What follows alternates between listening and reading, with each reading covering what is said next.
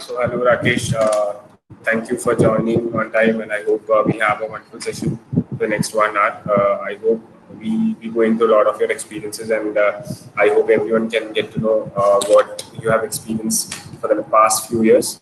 So can you just share about your intro about yourself and your past experiences? Your audio is muted again.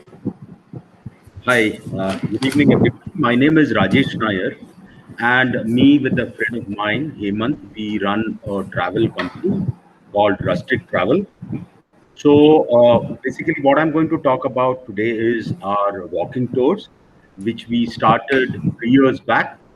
So, it was around the same time, February of 2021, and after that, we've done quite a few walks, mostly in Bangalore. Okay, so we have 3 or 4 walks which we will talk about. So what drove me into this was the passion for two things. One is passion towards history, and the other passion was towards meeting new people. And towards new meeting new people was on the top of the head. It still is. You know, whenever you meet a new group, whenever you meet a new person, you learn a lot from them. So that's what we do. Okay. So what I'm going to do is I will start with my presentation. Okay. Let me do that.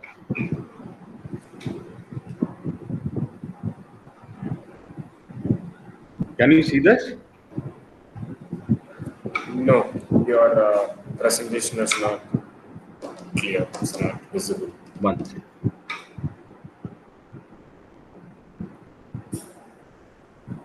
Yep. Yes, it's clear. Okay. So these are some of the walking tours which we've done in whenever I've traveled. So just to give a feel of it, whenever I have traveled to a new country or an old country or a country which I've visited twice, what I do is the first thing I go for is a walking tour. So these things happen. I know you can look it up over the internet, and these things happen every day in the morning, one session or two sessions.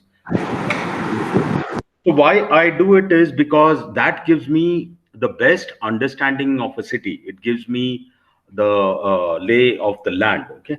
It also allows me to meet new people from different countries, and the guides there are very knowledgeable locals. So you learn, you get a lot of information from them. You know, by talking with them, by interacting with them, not only about the things which he's going to show, but also about the place.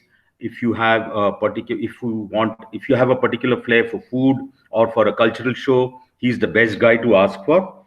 And you need not plan for anything, right? You can just walk into a walking tour and then go along with the flow. And then, yes, the major part is it's free. So it's based on tips. So wherever I have been, the first thing which I ensure is wherever, Switzerland or France or Egypt or whatever. So the first thing is you go on a walking tour, you understand the city, you know the lay of the land, you understand what falls in which direction, and then you can start exploring it yourself from the next day. So as I said, we have been doing this for the last 3 years. So these are some of the groups which we took. Okay, so some of them came through the net. Some of them were our friends who wanted to join. Some, interestingly, one there was one CEO who had come down to India, and she did not want a board kind of presentation to understand India better. So we had to take her out. We took her to MG Road. We explained. We took her to Cubbon Park. We spoke a lot about India. We then she was into retail, right? So she wanted to have a first-hand knowledge about how things are sold in India. So we took her to stores where she saw a Vicks getting sold for $10, a small toothpaste getting sold for $10, and she was stunned, right? So, because she said, this is what I wanted to see. You cannot sit in boardrooms and they get these kind of feelings on the ground. So we've done a lot of alumni. In fact, one there near the Big Bull Temple is the alumni of IIM Bangalore. The next one was a team from Switzerland, from Swiss Reinsurance Company, who had come here for a 3-day program. So how we started our walking tours. So me and Hemant, actually, we met for the first time when he was making a documentary on Kaveri, the documentary was titled Kaveri, a River Dying. So he reached out to, there's a lot of disturbance. Yeah. What about now? Yeah, it's better now. So he reached out to a lot of his friends for a person to give the voiceover, and that's how his friend reached out to me, and because I'm a voiceover artist too, and that's how we started work. We met, and then we realized that there is a lot of stuff which we can do together. So passion for history, as I said, passion for meeting people. Then how it started was I wanted to take Bangalore because by the time I spent around 15 years here. So what I like about Bangalore is you are always accepted in the city. I have never felt like an outsider, you know. So that was one of the things which drove me towards understanding the city better. So how do I do it? So I started Googling, and on the internet, you can only get this much, right? You can get a lot of pointers, but then you have to do your basic homework. You have to go to public libraries. You have to go on talking to locals because locals know a lot of stuff which is not published yet. Then there are plenty of books on Bangalore, good ones, of course. You know, you have a book by Intact, Meera Iyer, Discover Bangalore Through Walks. You have a book by Janki Nair. You have a book by Peter Colasso. Okay. And then the gazetteers, right? So you have the Mysore Gazetteer by B.L. Rice, which is the Bible for Mysore state, which was published at least 200 years back. And then a lot of research publications. So when I also do these temple walks. So for my temple walks, I read up a lot of research publications. There are plenty of them on the net. So that's how I started building it. And then I did a lot of recce. I went alone. I went with Hemant a lot of times. So we did a lot of recce in the sense that, you know, how do we plan the walk? What do we talk? You know, what are the paths to be taken? You know, where do we make our stops? So these things helped us in the sense that the recce gave us an opportunity to put all the stories together. So that's how we started our walking tours. And we have been doing this for the last 3 years now. Okay, some of the interesting things, maybe you know, maybe you don't, but I mean, these are the tidbits. So, walking tours is not only about talking about the exhibits, talking about history, talking about the perspective of the monument. Walking tours, the way I love it is stories, right? People love to listen to stories.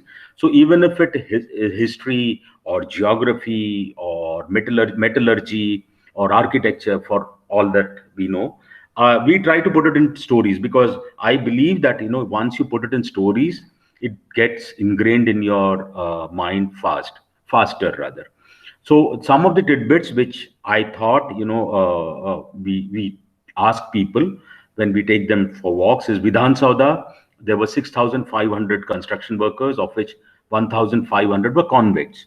So they worked there, and once the Vidhan Sauda was built, these guys were left free. Then we always complain about the traffic snarls in Bangalore.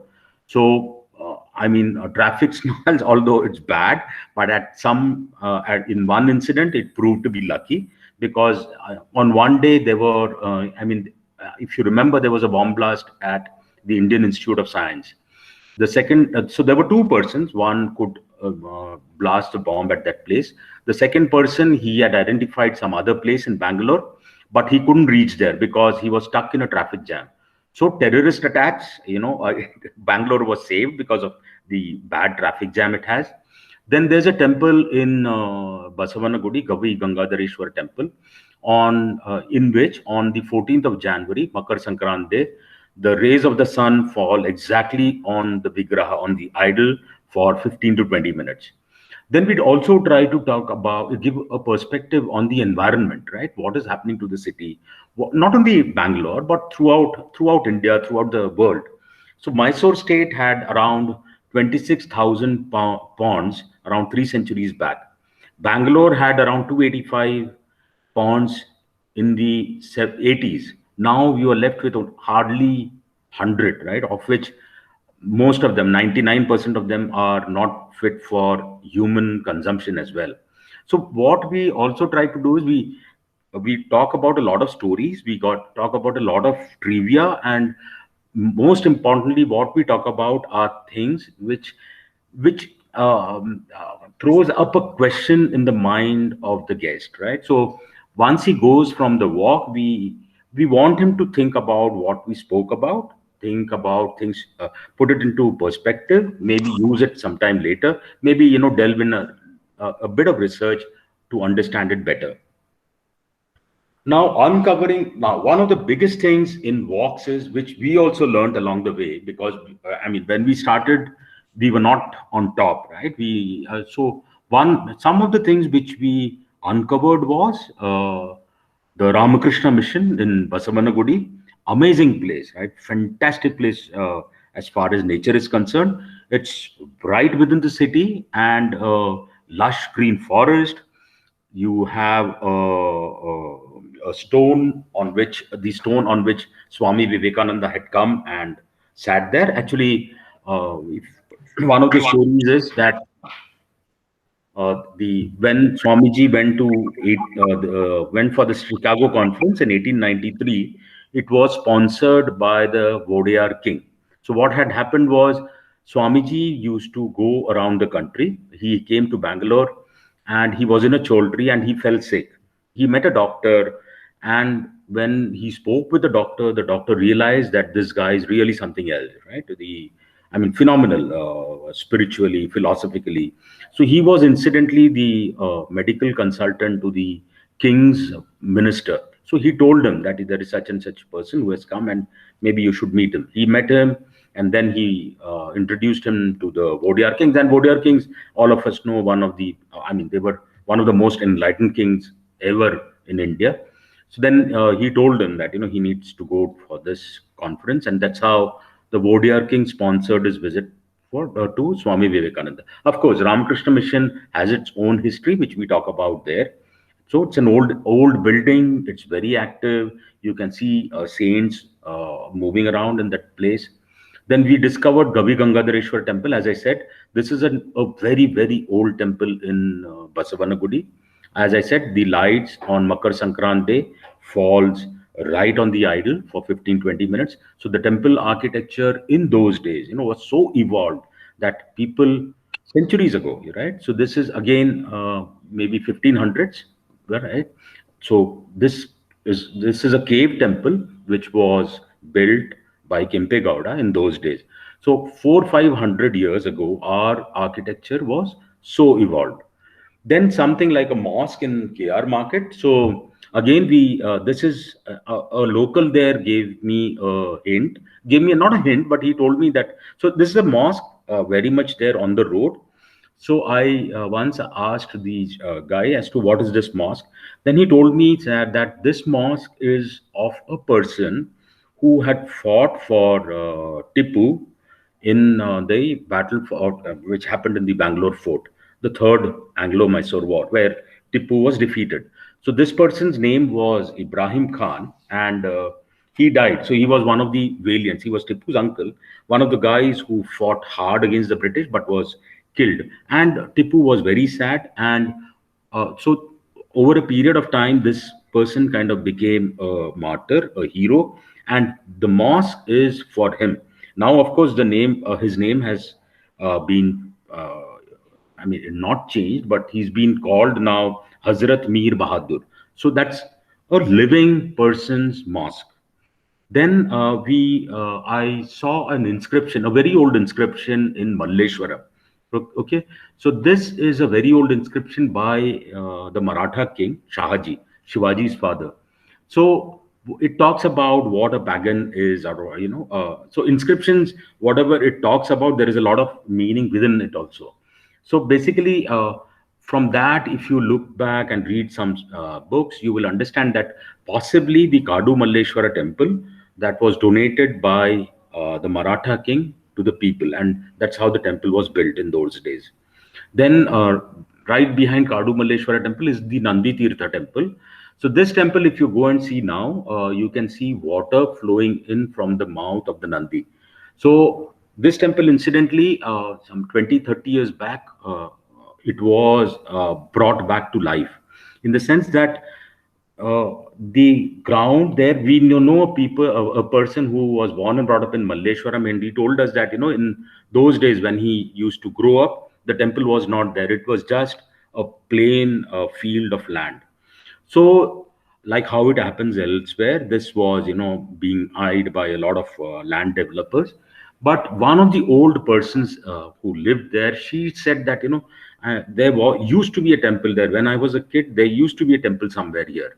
And then people brought it up as a movement. So people then started challenging the authorities and stuff like that. And finally, when it was dug, there was a whole temple within it. So Nandi Tirtha temple, I mean, uncovered gem, not from my perspective, but yes, from a Bangalorean's perspective, it is one of the temples which had gone away, which has come back. Then what we find is, since we take a lot of people on these walks, there are some vantage points to photograph. Like in KR Market, if you go around, you can take them to the top. And there is a small post office on the top of which, if you go, you can see an entire bylane, very crowded, very, very colorful. So that is a vantage point to photograph. So over a period of time, whenever we've taken people, we've tried to take a little detour, and we've hit something interesting. A lot of food joints. There is a good food joint in KR Market just behind, which we accidentally hit upon. But the main thing which I think, when when you do a walk, is mainly people, their stories, whatever we learn from them. Okay, a lot of things, like questions they ask is very, I mean, very informative, in the sense that we love handling those questions. Like one of the walks which I took, so these were foreigners. So he asked me that, when you go on the road in India, why don't you find a lot of bald people, right? And I'm from the US, and whenever you walk around New York City, you find a lot of people in India. So the answer was that, the country is young, right? We are a young country. 65% of the population is less than 35 years old. So then they ask as to how many post offices are there in India, what kind of postal service do you have, which of course is not there. So we tell them the number of post offices, the how electronic voting machine. We talk about Aadhaar, right? So these are the things which people love. Some people, one person asked me. So I had taken him to the Bangalore Palace. So I spoke about the ODRs and stuff like that. Then he asked me whether the kings, even now they get something from the government. So then we had to tell him that, the story of privy purses, which got abolished during Indira Gandhi's time. So different kind of people, young, old, they ask amazing questions, right? So that's what I personally feel as the gems when we take people for walks. So what now? Let me talk about. I'll just go brief on this. So these are the walking tours which we do in Bangalore. So we have 5 walks. So I'll take you one by one. So first is the Vidhan Sauda walk. So we start from Vidhan Sauda, where we give a flavor of India. So Constitution, who wrote the Constitution by hand, how much time. So these are trivia, but it sets you thinking. Okay, then we a little, because too much of information also kind of becomes overload. So we try to make it very easy. So some trivia we throw, plus we give some background of the Constitution as well. So from where did we get that? The directive states of principle, liberty, fraternity, equality, from where did we get it? So it gives a perspective as to when the Constitution was framed. The framers, the people who drafted it, understood the different constitutions of the world and brought in the best practices there. So that's how we start. Then we enter Cubbon Park. We talk about Bangalore, as to give a history of Bangalore right from the ancient days till today. And then there is a lot of I mean, not misinformation, but there are some stories which go around as to how the name Bangalore came about. There is a very popular one where a Hoysala king lost his way, and he met an old woman, and he was very hungry, and the old woman gave him some boiled beans, and that was Bende Kaluru, and that became Bangalore. But that's not true. because there is scientific evidence. There is a temple in Begur. So 840, there is an inscription which talks about Bengaluru. So these are some of the things which we talk about. Then we get into Cubbon Park. We talk about Mark Cubbon. We take them to the library. We talk about the viceroys. I mean, fantastic, right? You had Sir Vishweshwaraya, you have Seshadri Iyer, you have Anand Rao, you have Mir Usman Ali. So we just give a talk about all those, and then of course we walk past the bandstand, and then there are a whole lot of bamboo trees there. So we talk about the bamboo mission, which is being spoken by the current Prime Minister of India, where he removed bamboo from the forest reserve list, so that you can cut bamboos now, and bamboos grow at a very fast pace, and bamboos so it's very environment friendly. It gives out more oxygen than most of the plants. So just a brief on that. So we do a part of what it we do a part for the environment. Then we take people on the medieval Bangalore walk. So this is the KR Market walk. So two things we do here. One is it's also a photo walk. We have a photographer with us, Mr. Ramnath. So he's an ace. I mean, he is a professional, but he's an ace photographer. So we take people where he talks about the lights, the angles, the portraits, the close-ups. It's a very colorful place. Incidentally, we take them very early in the morning. So 6:30 we are there. Actually, that is also late but people, I mean, it's not possible for everybody to come before that. So you need to go at 4 o'clock in the morning or something like that. Nevertheless, so there are a lot of colorful pictures, people, activities there, people selling doshas, and, the steam coming out. A lot of people take those photographs. Plus, we also, what I also do is there is a lot of history there. So we start with the Bangalore Fort. We talk about the history there. I mean, Tipu Sultan, right from Hyder, Tipu, right from Kempegowda, Hyder to Tipu. Then the KR Market, which again was,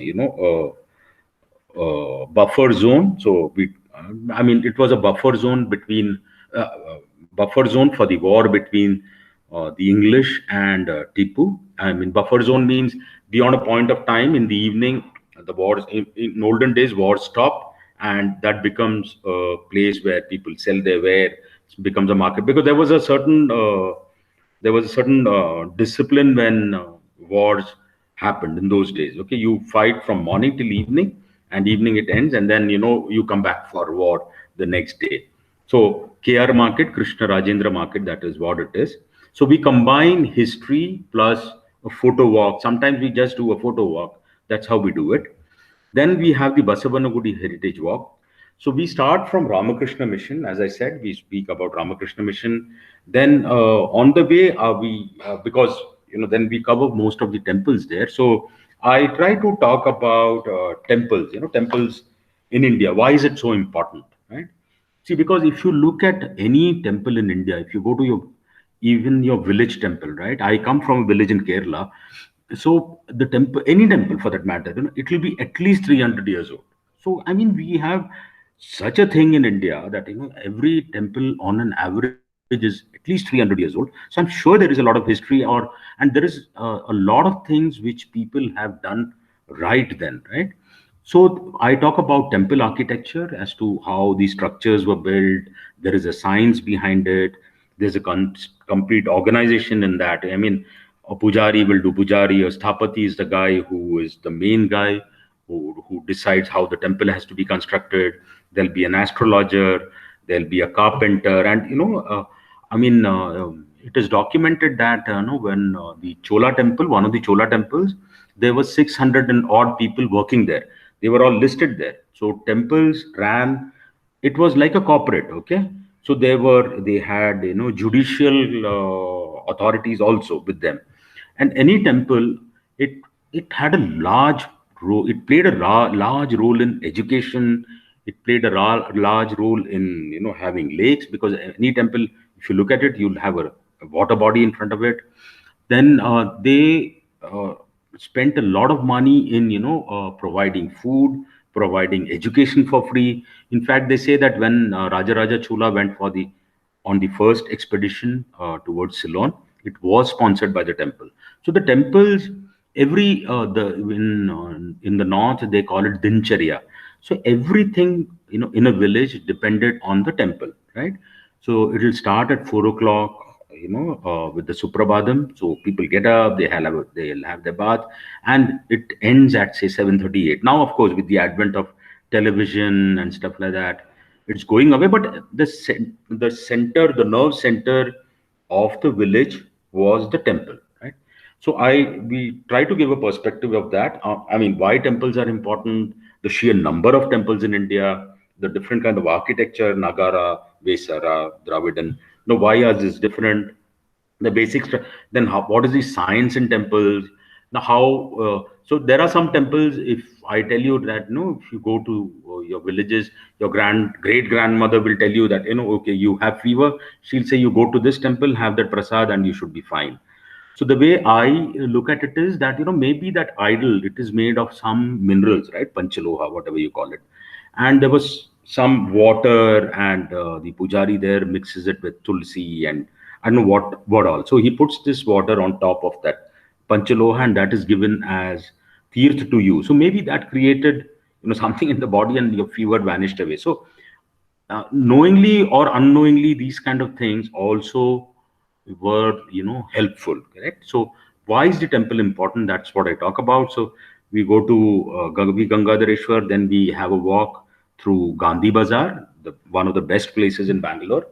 I know that is Basavanagudi. Actually, to my surprise, a lot of people, right? I mean, plenty of people who are old, not Bangaloreans, they've come from outside and settled in Bangalore. When I tell them that Malgudi days, right? Mal is Malleshwaram and Gudi is from Basavanagudi.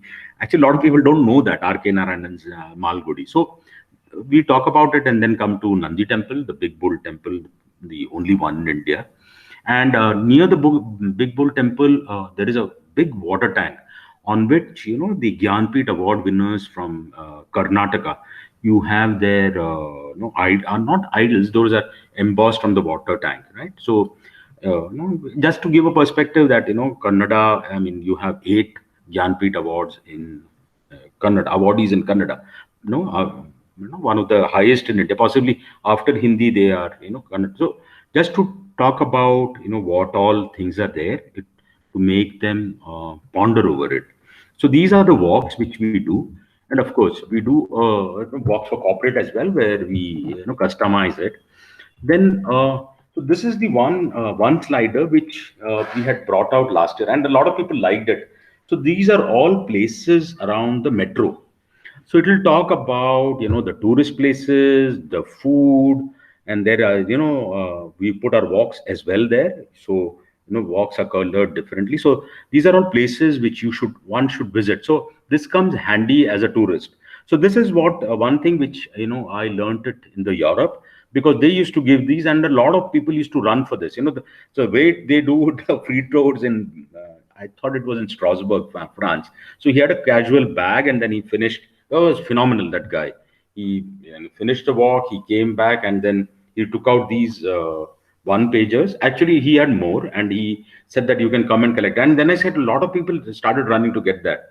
And so we got this idea from there, and then we did it, and a lot of people loved it, So it makes one pager, which for a newcomer, actually a lot of old people also, old timers also wanted to see this.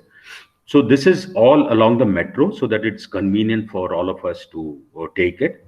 And then this is the text version of it. So it has places to eat. These are walking tours, the outstation tours we do, and the places to visit in Bangalore. So Vidhan Sauda, Lal Bagh, the Ganesha Temple, Ramakrishna Matha, and so on. Okay, so this is what it is.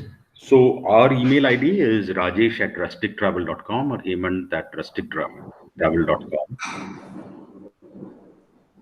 So Rajesh, I'll ask you a question. So among all these travels which you have done, is there anything that has inspired you or motivated you to do more actually? Like a moment which you have been inspired by? So, Karthik, actually,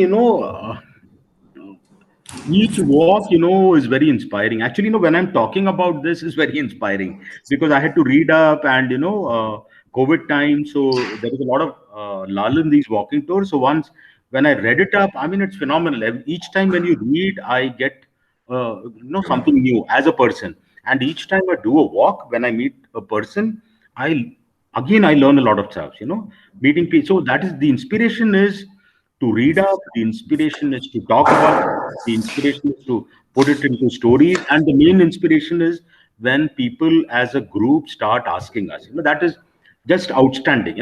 Sometimes you don't know the answer, but the tourist, it has happened that one or two guys within the group, they knew the answer and they would sort it out amongst themselves. So the inspiration is always knowledge, the inspiration is stories, the inspiration is the questions. So it's always there. I mean, now I'm inspired. I want to do an actual walk maybe next weekend, because it's been a long time now. Okay, so during the COVID days, has this impacted you a lot? COVID days, yes. COVID days, yes. But now we are seeing a little things are picking up. But COVID days, yes, because the walks couldn't happen, right? First of all, you didn't have too many tourists coming in. Second is we could not go and tell people that join for the walk because it's not fair. I mean, they may come, but it's not. I mean, a lot of people may not come also. But now we can see, a lot of people actually. I had put this on WhatsApp, and a lot of people pinged me saying that when are we starting? So I can see a lot of activity now, and I'm quite gungo. I want to do one. Is there anything coming up soon? Like, have you planned for anything coming up? Yes. We will do one in the next 4 weeks. 3 or 4 weeks we plan to do one. But and then once we start, we'll make it quite regular. And Karthik, in this time, what we did was we also have planned for new walks. Okay, so this gave us time to think about something new. Okay, so museum walk, where we want to take people to the because apart from your regular museums, there are quite a few museums. I mean, uh, during COVID time. Hello. I can Yeah. hear you. Tell me. Okay. So during COVID time, I don't know whether you read it, but the owner, Prestige Builders owner, I forget his name now. He has come up with a note museum. So where he has kept currencies from years, so he has built a museum for that. So there are quite a few of these unknown museums which we want to take people to, right? Maybe we want to do one for children where we talk about history and environment. I mean, not a lot of heavy stuff, but to just keep some questions there in their mind. So that makes us happy that they are at least learning something, and when they go back, they will try to do something on that. So, Rajesh, it will be good if you share the dates of your upcoming walking tours so that I can share it with my customers so that they can come up if they are held up in Bangalore or anywhere nearby. Oh, sure. I'll do that. So just to pass it on to Hemant, or you can pass it on to me. I'll just share my WhatsApp number so that I can pass it to the people in Bangalore stores and they can follow up because most of the people are held up in Bangalore. Oh yes, it will be a pleasure. Yeah. Thank you, Rajesh. So thank you, Rajesh, for your valuable time. I hope this will be a very important thing for everyone, and everyone has come up with how the session is, and I can also share the recording video to everyone so that people who have missed it for the session can see it and later get back to you for the walking tours. Sure. Thanks a ton.